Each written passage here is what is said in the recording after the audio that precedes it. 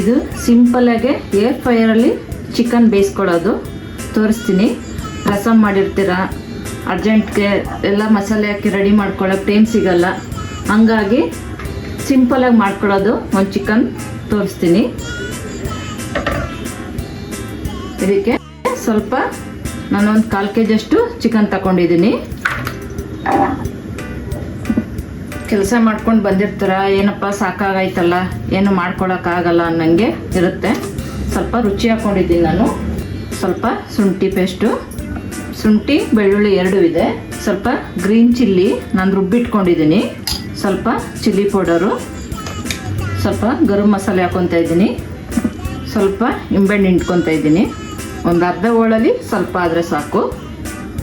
ಸ್ವಲ್ಪ ಚಿಕನ್ ಮಸಾಲ, ಸ್ವಲ್ಪ ಕೊತ್ತಂಬರಿ ಸೊಪ್ಪು ಹಾಕ್ಕೊತಾ ಇದ್ದೀನಿ.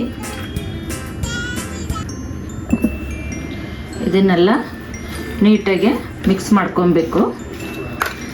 ಮಿಕ್ಸ್ ಮಾಡಿಕೊಂಡು ಒಂದು 10-15 ನಿಮಿಷ ನೀಟಾಗೆಲ್ಲ ನೆನೆ ಹಾಕ್ಬಿಟ್ರೆ ಸಾಕು. ಎಲ್ಲ ಅರ್ಜೆಂಟ್ಗೆ ನಂಚ್ಕೊಳ್ಳೋಕೆ ಏನಾರ ಬೇಕು ಅಂತ ಅಂದಾಗ ಈ ಥರ ರೆಡಿ ಮಾಡ್ಕೋಬೋದು. ಈ ಥರ ರೆಡಿ ಮಾಡಿಕೊಂಡು ಒಂದು 10-15 ನಿಮಿಷ ಬೇಯಿಸ್ಕೊಂಡ್ರೆ ಸಾಕು. ಒಳ್ಳೆ ಟೇಸ್ಟಾಗಿರ್ತದೆ, ತಿನ್ನೋಕ್ಕೂ ಚೆನ್ನಾಗಿರ್ತದೆ. ನೆಂಚ್ಕೊಂಡು ತಿನ್ನೋಕ್ಕೆ, ರಸಮ್ಗೆ ಅಂಥವಕ್ಕೆಲ್ಲ ಚೆನ್ನಾಗಿರ್ತದೆ.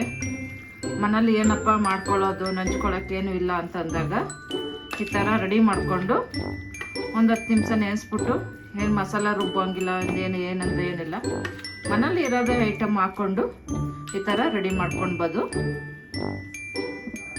ಈಗ ಇದು ಸ್ವಲ್ಪ ಹೊತ್ತು ಎಲ್ಲ ನೆನೆ ಹಾಕ್ಬಿಡೋಣ. ಸ್ವಲ್ಪ ಎಲ್ಲ ನೆಂದು ರುಚಿ ಹಿಡಿದ್ರೆ ಚೆನ್ನಾಗಿರುತ್ತೆ.